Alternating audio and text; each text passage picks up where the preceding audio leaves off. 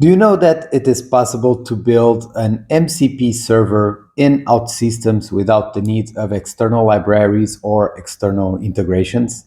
That's right. So in this last weeks, I embraced the challenge of developing an MCP server in OutSystems. And in today's video, we are going to check the results of this investigation. So we will start with basically a demo showing it the server, the application of the server to support it, but also a client test that allow us to test the MCP server. Then we are exploring a bit what the MCP server is and the protocol, and we will finalize by showing or deep diving a bit into the code of how I developed the MCP server. We are going to talk bit about the current limitations of the platform, and we will also finalize exploring some future developments to continue this investigation. So let's go.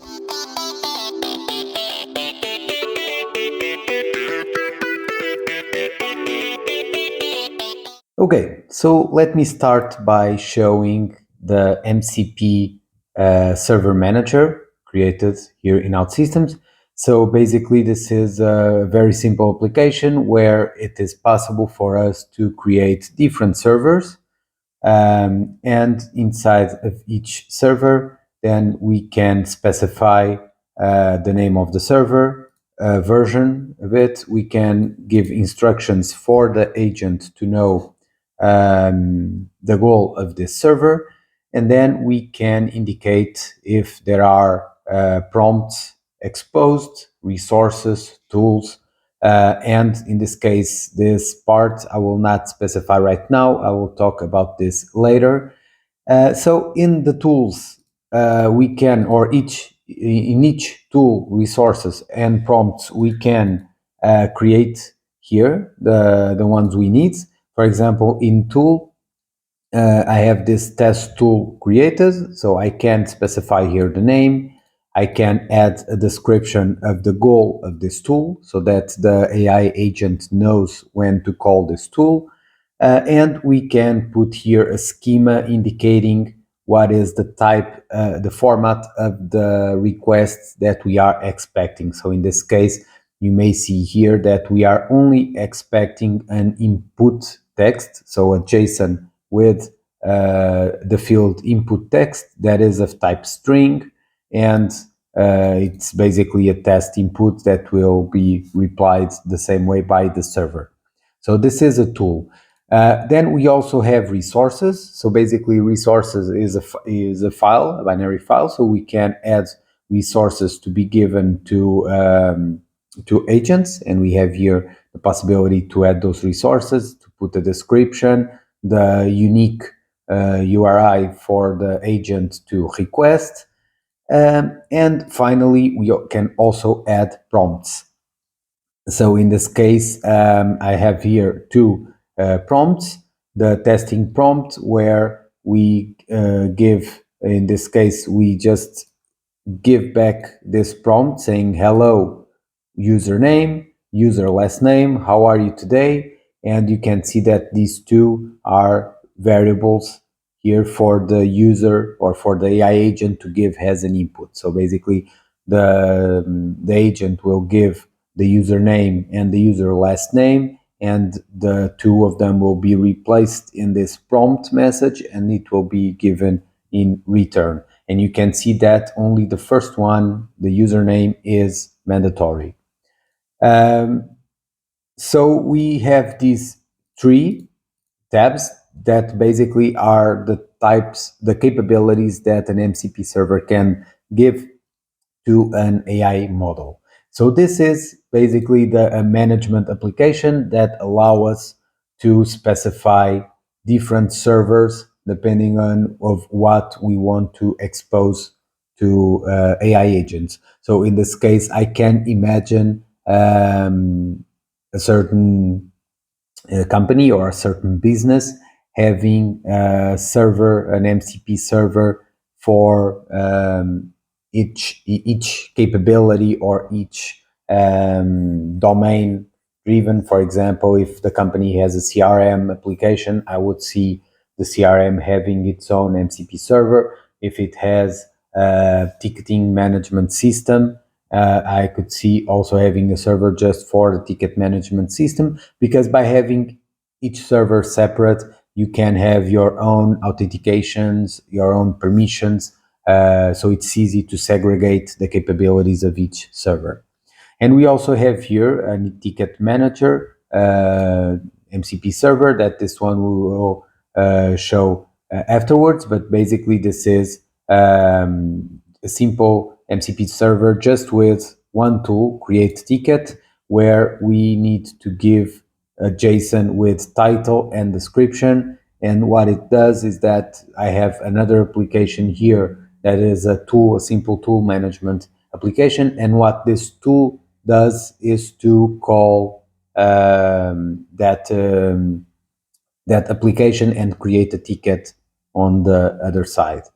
So yeah, this is the OutSystems MCP Server Management. Now let's go look into the client. Okay, now going to the client or the client side for us to be able to test the MCP server. So Anthropic, the company that developed the MCP protocol, they basically also gave us a tool, an inspector that we can deploy in our local host, and then with that we can connect to MCP servers and we can test the connection between them. And by doing this, it's also important because we are ensuring that we are following the protocol of communication. So basically, there are these two good reasons of using the MCP inspector to try to test our servers. So you can see here that we have the URL of the server that we put. We will come back here to the transport protocols later, but basically we put here the name of the server, and we might see that we have two servers created. So let's first test the connection with this one, the test server. We also have the authentication, and yeah, basically we are ready. So if we put here the connect, you see that he was able to connect to that server. And so if we ask here the different things, let's list the resources. You can see that the server has this OpenAI agent guide, that if we go here, we can see that is the one exposed here. Then we can also list the prompts that the server gives and the tools. So we can also ask here, you can see the test tool, that is the one that we just put it before. So we have here the test tool that basically should return the same input text that we put. So let's put here test description, and if we run, we should get the same output. So yeah, we see that he is able to connect to the MCP server, in this case the test server.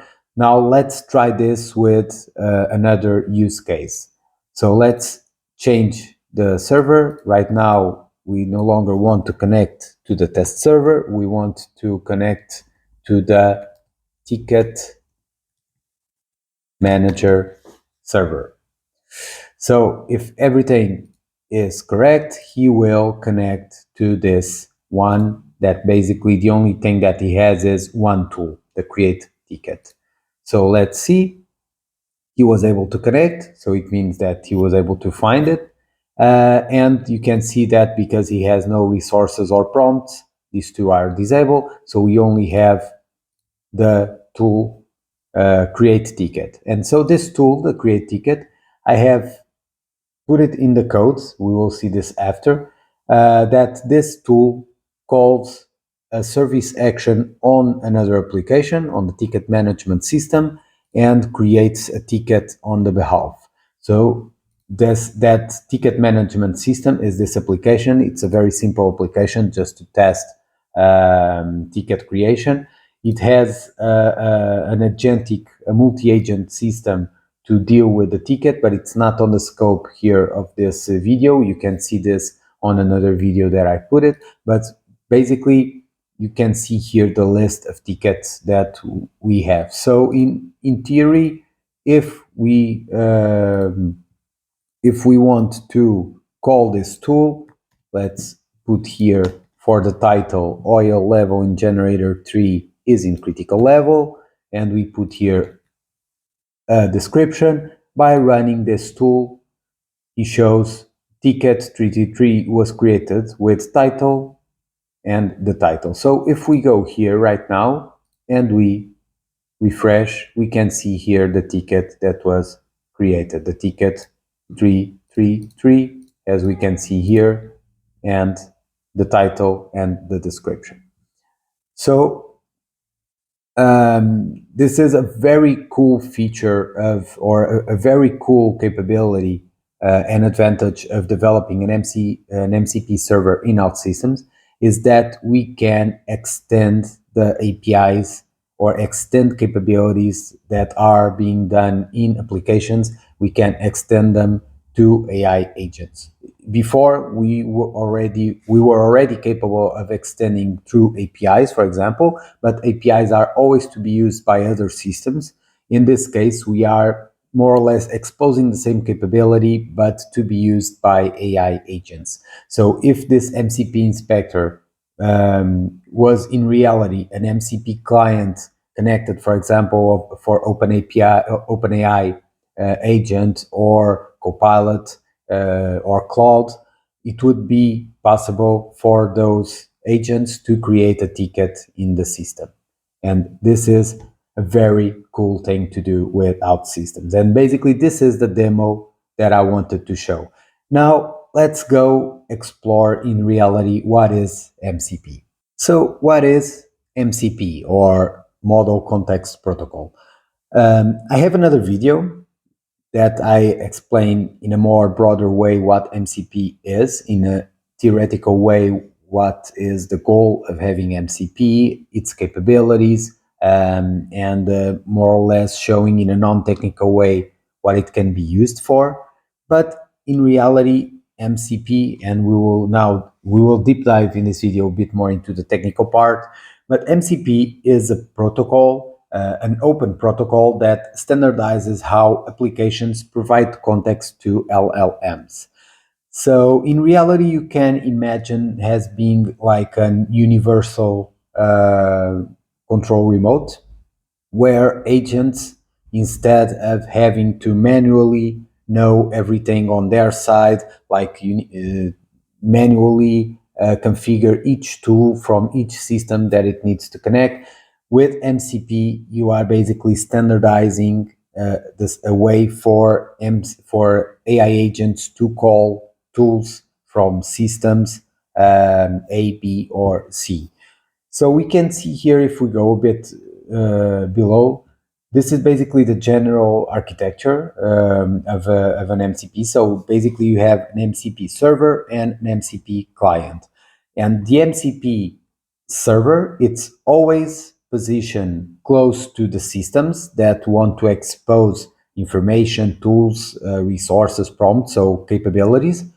And the MCP client is always close to the AI agent. And for an agent to call or to receive information from those systems, there needs to be a session initiated by the MCP client to a certain MCP server. So you can see that it is possible for an AI agent to have different connections to different MCP servers, and each MCP server then performs the actions that it needs to do on the application. As you can see, for example, in the demo, the MCP server ticket manager was able to create a ticket in the system. And what are the capabilities that an MCP server can have? So there are basically three main capabilities. And those three main capabilities are prompts, resources, and tools. And we already saw them in the demo, but basically, let's go a bit on each one of them.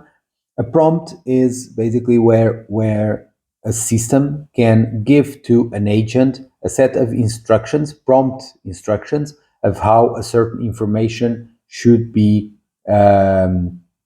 deal with. So in here, he is not giving direct information about the applications on or direct resources, files, etc. But he is giving an instruction for the agent to after be able to perform a certain action. And these prompts, basically, they can be given inputs so that those inputs be used as placeholders in the prompt. Then we have the resources, and the resources, the easiest way to explain a resource is a file. So imagine that you have files on a certain system and you want an AI agent to receive those files, for example, PDFs, documents, so that he can digest the information and so on. So you can also give resources to a certain AI agent. And this is basically the goal of resources. And finally, we have the tools. And in my opinion, these are the most important, or this is the most important capability when developing an MCP server for OutSystems. Because most of the times we will have applications on OutSystems that they have their own database, they have their own set of service sections and screens, and we want to expose the capabilities of those service sections to the outside world. And we can do that by exposing to other systems, and we expose them as APIs, or we may want to do them, we want to expose them to AI agents, and in this case, we do them as MCP tools. And these tools are very similar, or basically they are the same thing that we had before in the assistants. So if we go, for example, to OpenAI and we see here the different tools, these function tools, they were the beginning of this concept of a tool, a function tool.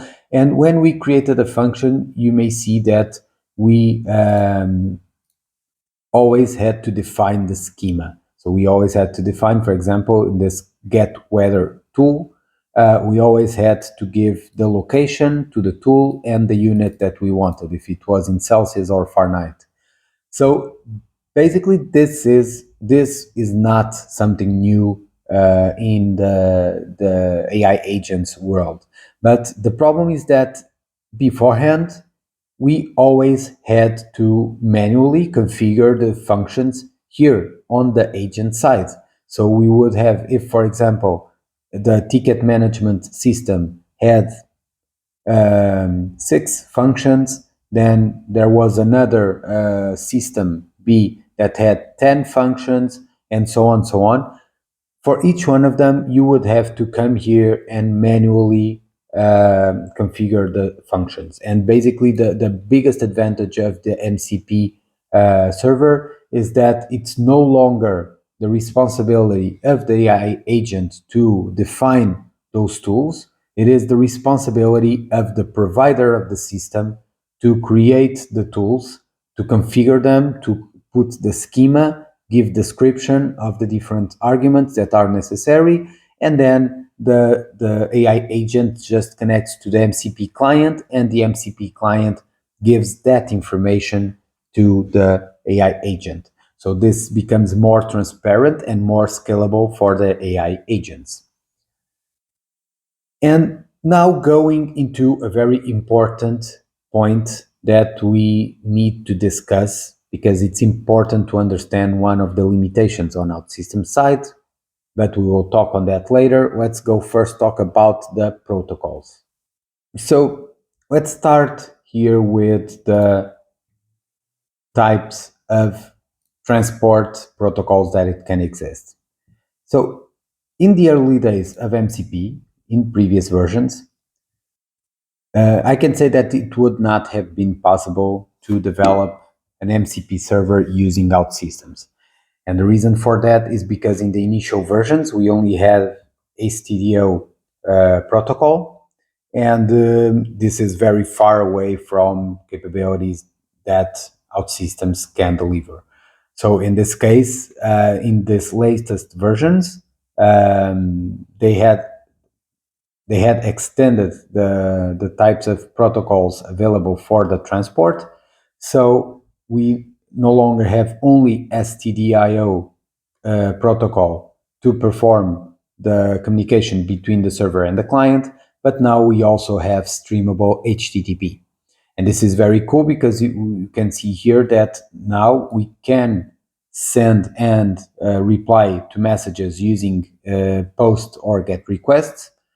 And we have this part here that is basically something that it's not possible for now to do it with OutSystems, but it's something that it is optional for a certain server to give this capability. So the server sent events, they are basically a streaming capability of sending different types of messages. In this case, streaming messages inside the same HTTP connection.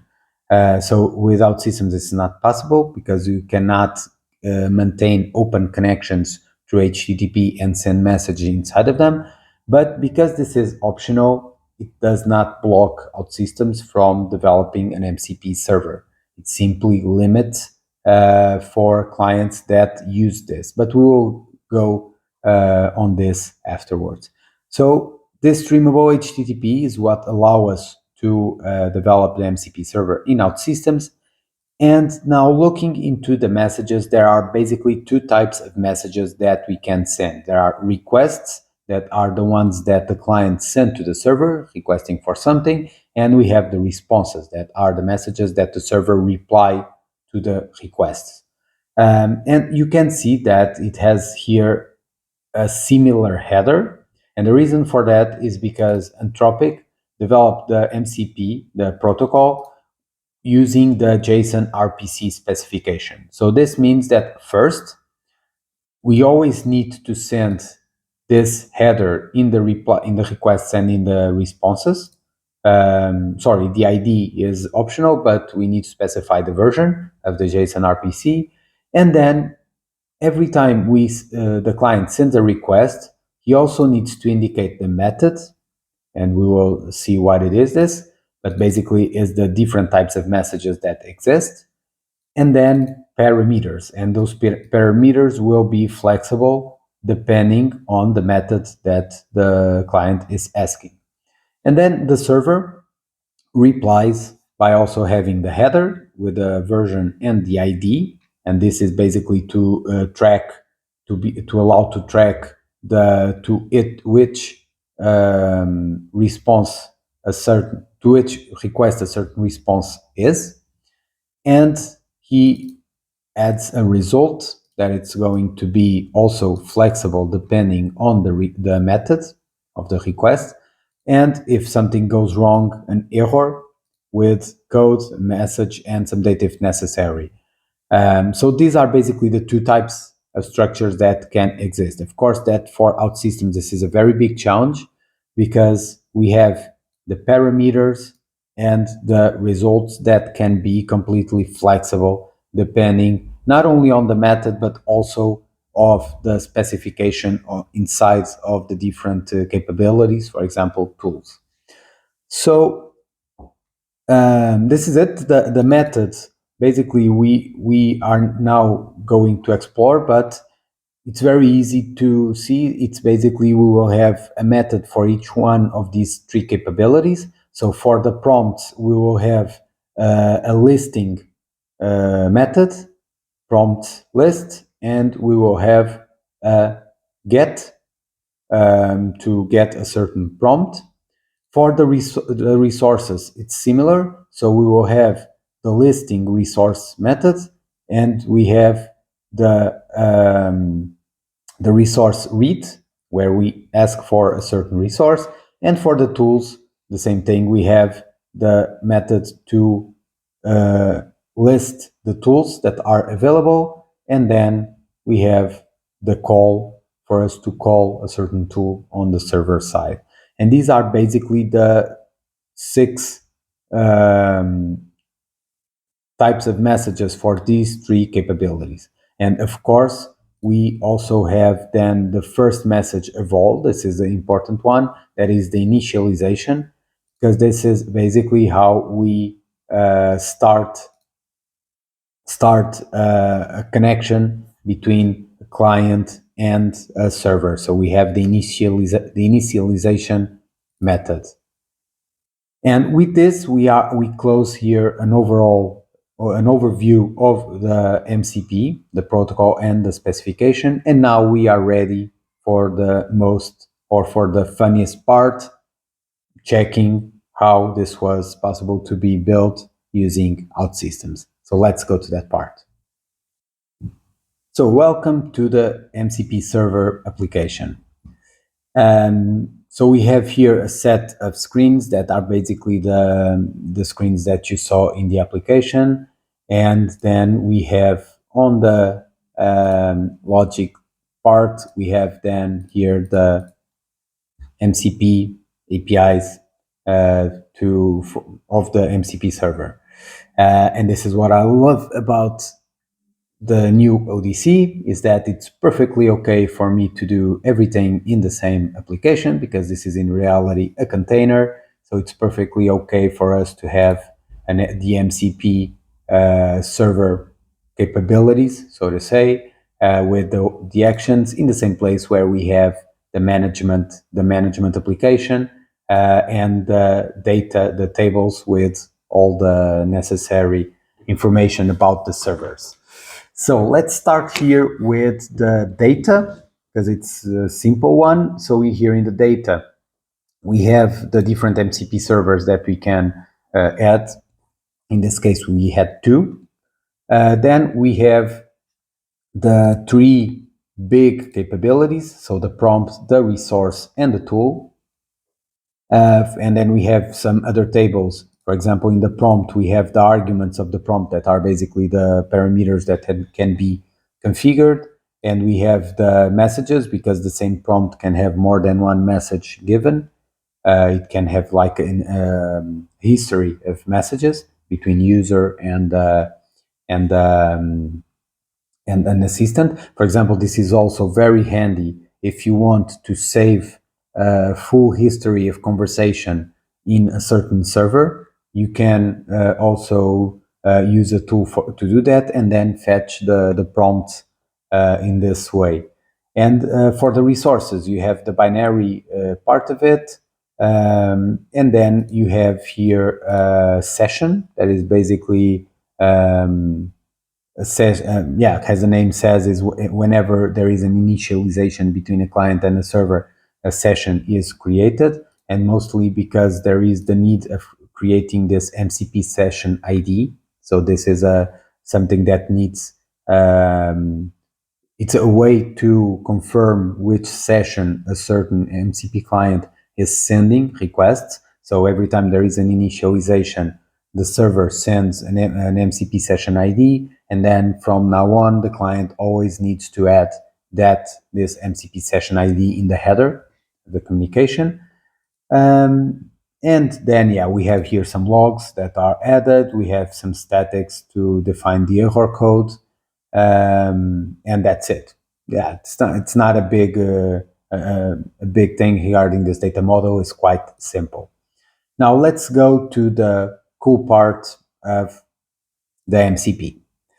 And the first strange thing that as OutSystems developers are not at all used to see is this.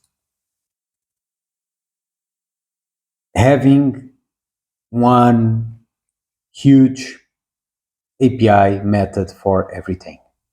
And the reason for that is because, if you might remember, there are only 2 types of messages. So in reality, everything goes inside of the same post method, and we decide, or the client decides, what request he wants inside the JSON. So if we go here, for example, if we want to understand better what I'm saying, you may see here that when we initialize a connection, you may see that I have here the URL, and the URL simply says test server, and it is here in the method of the JSON on the body that I say that it is to initialize. And then if I want to ask what tools a certain server has, you see that the URL is exactly the same. What changes is the method here in the body. So this means that we only have one post method. And then it's inside of the request that we need to know what it needs to be done. So basically, this led to this huge,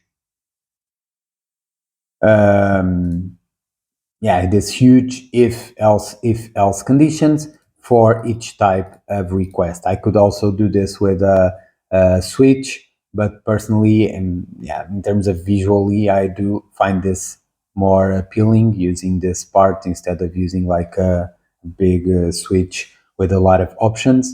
And it does not affect at all the performance. So it is okay. Also, another interesting thing is here the exceptions, because the protocol specifies very well which type of error code we need to give. So basically, there are 4 types of errors, or 5, but I don't use one of them. And for each one of them, there is here a static code that they specify.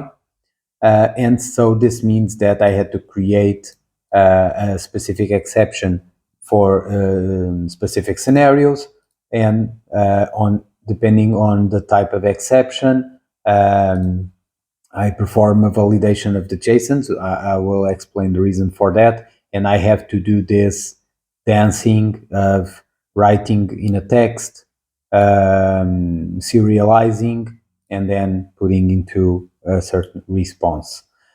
So why do you guys see so much this pattern of deserializing, serializing, and then adding as a text to the response? And this is something that it was needed because OutSystems, as you guys know, is a strongly typed, or works with strongly typed structures. So it means that if we want to add structures into APIs, we need to specify in the requests or in the responses the type of this. But as you might remember, the type or the structure of the request depends on the type of the method that we want, right? So you can see here that in the case of the method tools list, we don't need any parameter, so this is empty. But if we do an initialize, you can see that the parameters has capabilities, protocol version, client info. And if we go, for example, here to the tool call, you may see that the parameters now are completely different. So they have a name, an argument, and even inside of these arguments, it will depend on the specification of a certain tool. So it means that the JSONs are completely flexible. Also with the replies, you may see here in the results that it has this content, text, type, and text. But if we go, for example, to prompts list,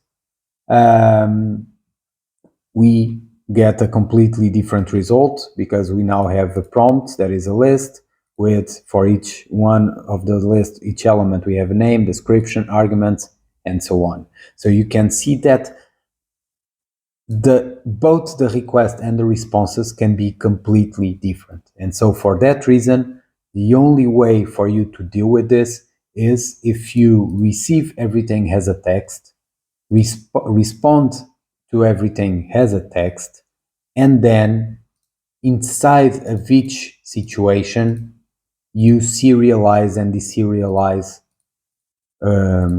according to what is necessary. So in this case, if it is an initialization message, I serialize the the parameters to this type, initialize request, and then I can proceed doing the initialization with the server. So if I go here, I have the code, and then do the reverse with the response. So then the initialize request replies with a certain structure you have here, and then we need to convert that structure into a text and put it in the result. So we need to do this for all the tools, the types of methods of requests that we can have. So this was one of the first challenges, how to deal with the flexible structures. So the answer is you do it by serializing and deserializing inside of each case.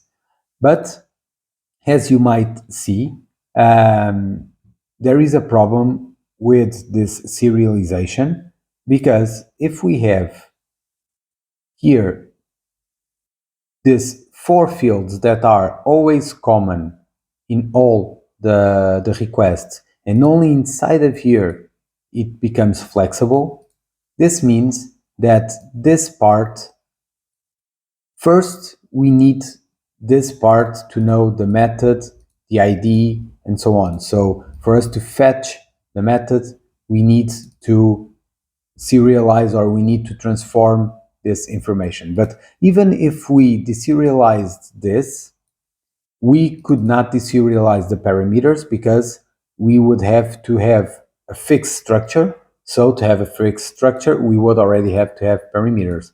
So in reality, there is an easiest way to fetch the information of, for example, the header.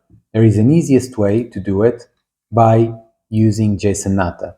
And I want to thank a lot Stefan for building this extension in OutSystems. Basically, JSON Nata allows you to perform queries, like if it was a non-relational database, for example, MongoDB and so on. So you can give a JSON, and then you can perform a query and give the result. So as if it was, for example, with JavaScript. So you have a JSON, and you can put, in this case, I have this JSON, right? And I say, I want you to perform a transform fetching parameters. So what he will do is that he will pick this, and he will only fetch what is inside here, and he will give only this part of the text. So this helps a lot, speeding up the parts of the text of the JSON that we want to give. And also the same thing, for example, with the method.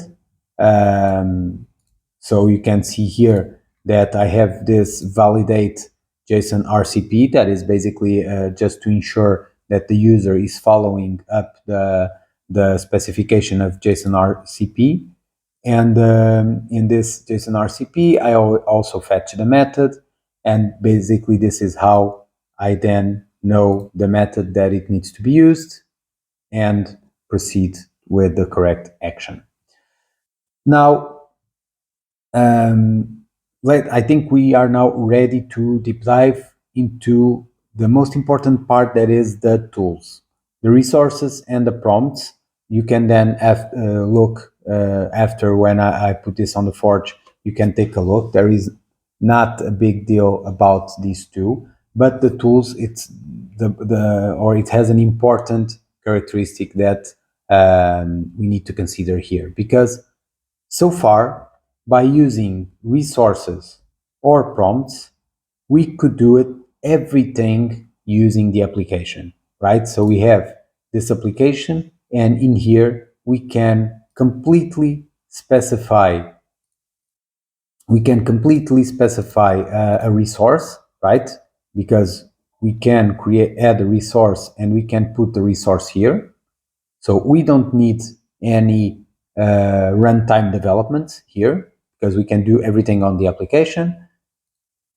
It's the same thing with prompts. So we configure the prompts 100% here. There is no need to use code to add prompts.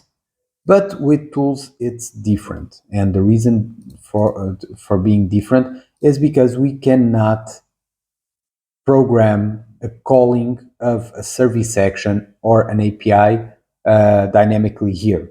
We could do it, for example, if it was an API, we could put here the API URL, but it would mean that we would always have to have, for each tool, we would have to have an API, an internal API call. It would be impossible, but in this case, I prefer not to do it because it would be very costly in terms of AOs.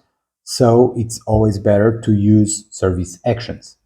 But the service actions, they cannot be called programmatically here on an application. It needs to be done on Service Studio. So for that reason, it means that the tool call is the only applications or the only capability that you need to manually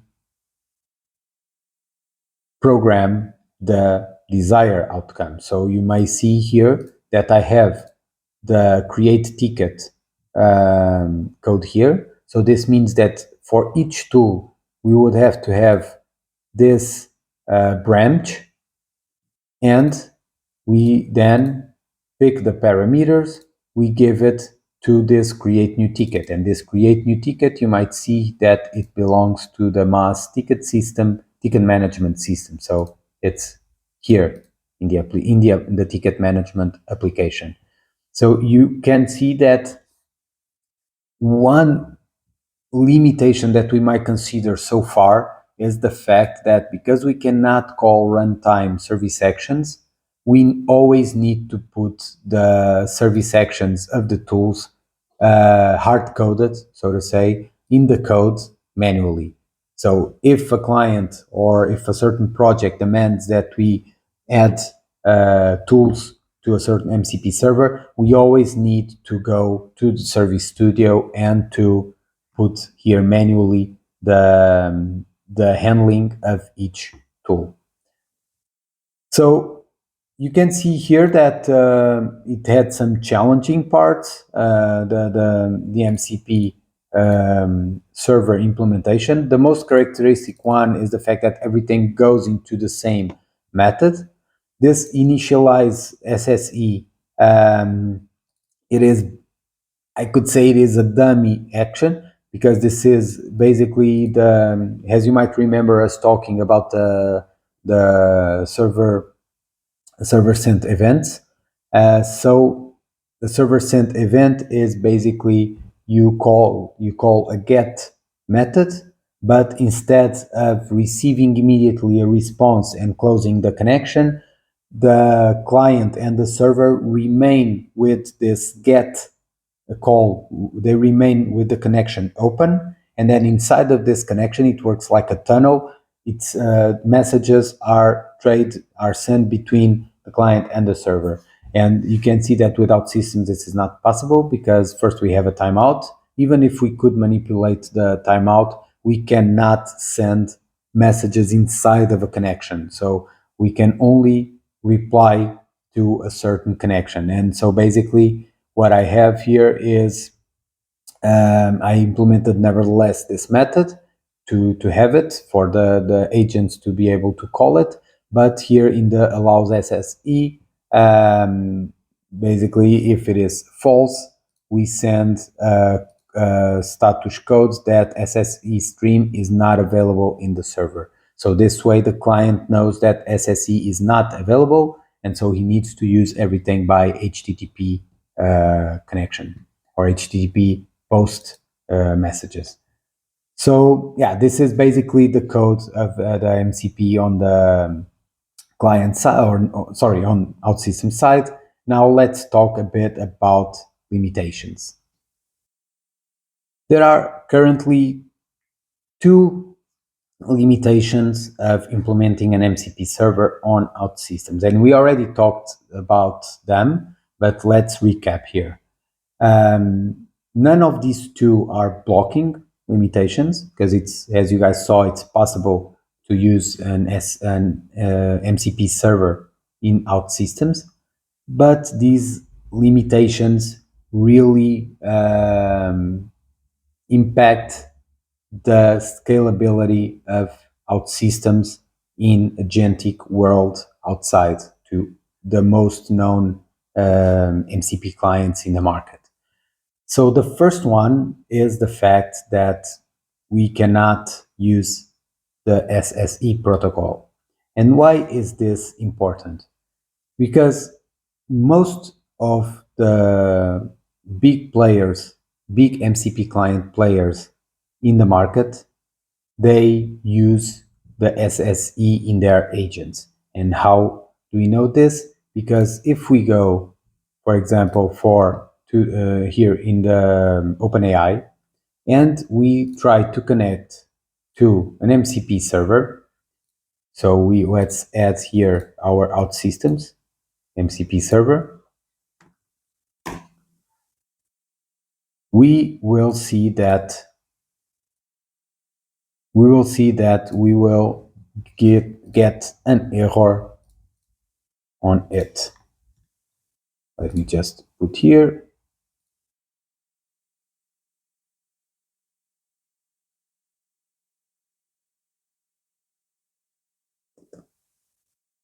So let's try to connect.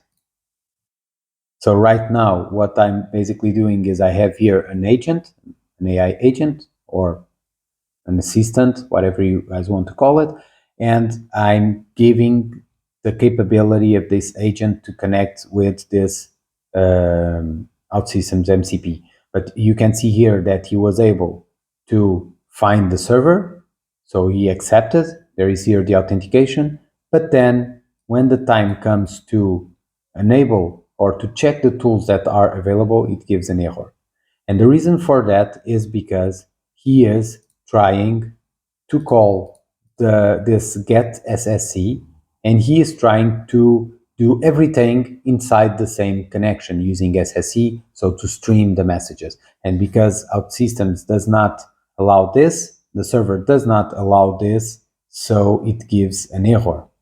And so what it means is that it's not possible currently to have an OpenAI agent or Claude or Copilot.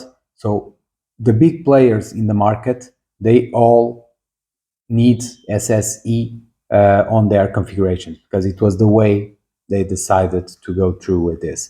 So if OutSystems wants to play in the same market of these agents, it is important to consider the extension of the capabilities to also add an SSE connection. So this is basically the first limitation.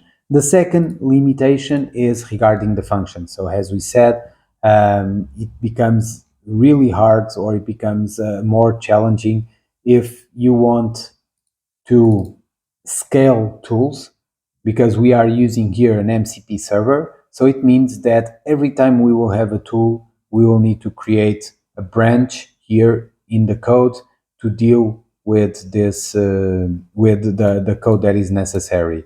And you guys can imagine that with time, if we have 20 tools or 30 tools for different capabilities, it becomes really hard to manage everything in the code, right?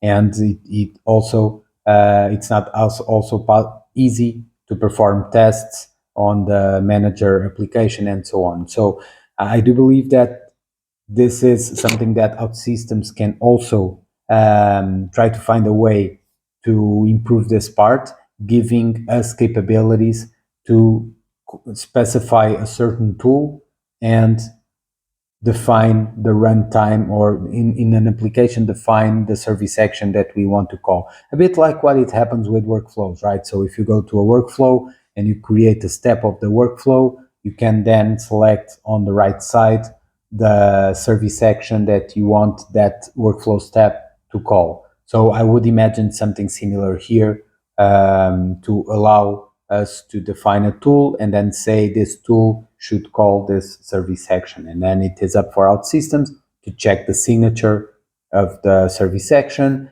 build the schema, and give the schema to the agent. So these are the two limitations, current limitations that I found by implementing the MCP server. But again, it does not block the functionality, but it basically impacts a bit the scalability of OutSystems as an MCP server provider. And finally, looking into the next step. So you guys saw that I created the MCP server. I use here a localhost MCP inspector, but you can see that this inspector is not an LLM model, so there is no agent here. I simply call what I want to call, clicking here in the button. So one interesting activity or application to do next is to develop an MCP client on OutSystems that can connect, I wouldn't say to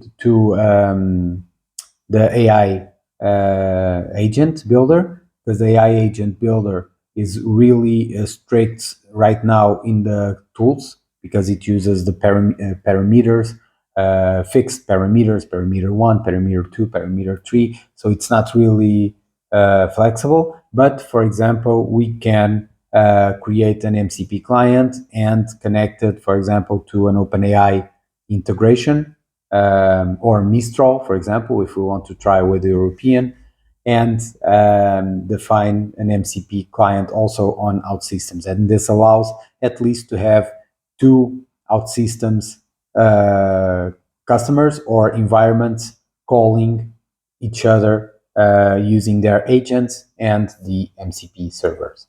So yeah, this is basically the implementation of the MCP server using OutSystems. I hope that you guys liked this demonstration. Feel free to send me or to put some questions regarding this code. I will add this to the Forge. I'm just waiting for a ticket to help putting the MCP server in the Forge. But I will give this to the Forge for you guys to explore. But again, feel free to ask me any questions regarding this. I think this is a really cool achievement, or it was really cool to see that it's possible to do without systems, because I think it's really important for our applications to be able to talk to the outside world, to AI agents, to increase the agentic capability that OutSystems offers. Thanks a lot for watching this video. Have a great day.